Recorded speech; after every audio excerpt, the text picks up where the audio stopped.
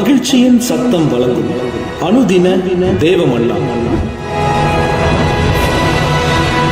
Voice of Joy presents Daily Manna by Reverend A. Benedict. Praise the Lord. God loves you so much. இன்றைய தேவ மன்னாவாக 29ஆம் சங்கீதத்தினுடைய 11ஆம் வசனத்தை நாம் மீண்டும் தியானிப்போம். நேற்றைய நாளிலும் அதே வார்த்தையை தான் தியானித்தோம். இன்றைய நாளிலே மீண்டும் அந்த வசனத்தை நான் வாசிக்கிறேன். கர்த்தர் தமது ஜனத்திற்கு பலன் கொடுப்பார், கர்த்தர் தமது ஜனத்திற்கு சமாதானம் அருளி அவர்களை ஆசீர்வதிப்பார். இன்றைய மன்னாவின் தலைப்பு, கர்த்தர் தமது ஜனத்திற்கு சமாதான பாதையிலே நடத்துகிறார். அதைத்தான் நாம் கடந்த நாளிலே பார்த்தோம். ஆனால் இந்த நாளிலே அவர் பலப்படுத்துகிறவர் மாத்திரமல்ல, சமாதானத்தை தந்து நம்மை உயர்த்துகிற தேவனாயிருக்கிறார். அவர் நம்மை சமாதான பாதையிலே நடத்துகிறார். யோவான் 14ஆம் அதிகாரம் 27ஆம் வசனம் சொல்லு, என்னுடைய சமாதானத்தையே உங்களுக்கு நான் அளிக்கிறேன், உங்களுடைய இருதயம் கலங்காமலும் திகையாமலும் இருப்பதாக. அவனை கேட்கிற அருமையான தேவச்சனமே, உன்னுடைய அலங்கத்திற்குள்ளே சமாதானம், உன் அரமனைக்குள்ளே சுகமும் இருப்பதாக. ஆம், ஆண்டவராகிய கர்த்தர் நம் இல்லத்திலே சமாதானத்தை தரவே விரும்புகிறார்.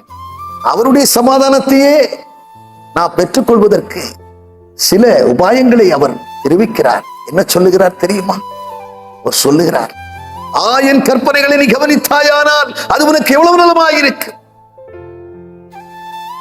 அப்பொழுது உன்னுடைய சமாதானம் நதியைப் போலவும், உன்னுடைய நீதி சமுத்திரத்தின் அலைகளைப் போலவும் இருக்கும் என்று சொன்னார். 19ஆம் சங்கீதத்திலே சொல்லப்பட்டிருக்கிறது, வேதத்தை நேசிக்கிறவர்களுக்கு மிகுந்த சமாதானம் உண்டு. 65ஆம் வசனம் விதமாச்சு, வேதத்தை நேசிக்கிறவர்கள் மிகுந்த சமாதானம், அவருடைய சமாதானத்தை நமக்கு தருகிறது.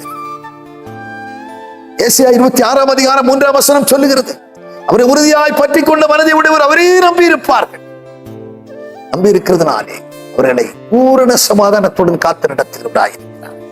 பூரண சமாதானம், எல்லாவற்றுக்கும் மேலான தேவ சமாதானம், பெரிய சமாதானம் உள்ளே காணப்படுவதற்கு, அவருடைய சமாதானம் உங்களுடைய இல்லத்திலே காணப்படுவதற்கு நீங்கள் ஜெபம் பண்ணுங்கள், அவரை நம்பியிருங்கள், வேதத்தில் தியானமாயிருங்கள். நிச்சயம் உங்களுக்கு நீங்கள் அவருடைய சமாதானத்தை நீங்கள் பூரணமாய் பெற்று மிகுதியாய் பெற்று அவருக்குள் நீங்கள் களிக்கூறுவீர்கள் என்கிறதிலே சந்தேகமில்லை. நாம் ஜெபம் பண்ணுவோம். பரலோக பிதாவே, நாங்கள் உம்மை துதிக்கிறோம், உம்மை ஸ்தோத்திரிக்கிறோம். என்னுடைய சமாதானத்தை உங்களுக்கு அளிக்கிறேன், உங்களுடைய இருதயம் பயப்படாமலும் கலங்காமலும் இருப்பதாக என்று சொன்னீரே. என்னுடைய வார்த்தையின்படியாக ஆண்டவருடைய பிள்ளைகளுக்கு, உம்மால் தெரிந்து கொள்ளப்பட்ட பிள்ளைகளுக்கு சமாதானத்தை எப்போதும் அருளி செய்கிறவராயிருக்கிறேன்.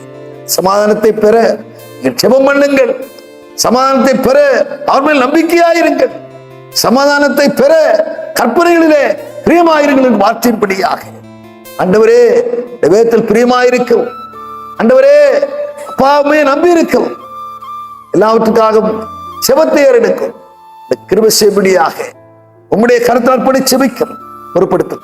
இயேசு கிறிஸ்து மூலம் ஜெபிக்கிறோம் நல்ல பிதாவே, ஆமென்.